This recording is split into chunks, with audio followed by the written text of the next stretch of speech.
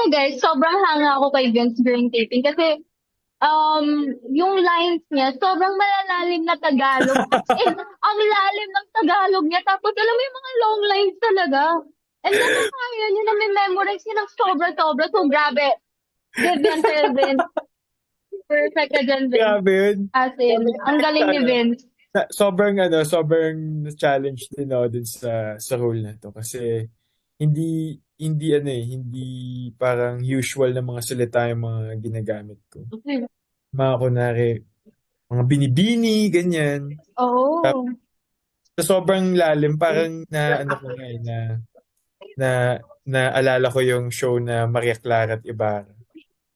Sabi ko, gabi, parang ganito yung sa Maria Clara at Ibarra. Pero enjoy din talaga kasi iba din yung iba din yung nafe-feel ko kapag yun yung sinasabi ko.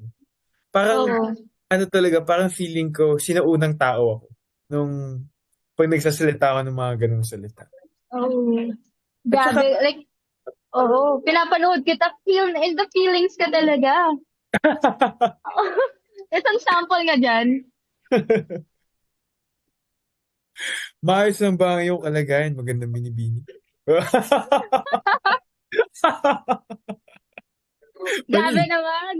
Ano, wala ka pa sasagutin? Tinanong kita? Ano ba yan? Um, may 30 seconds. Gusto mo i-cliffhanger natin? Gusto ko yung tinanong mo. Gusto ko yung cliffhanger natin.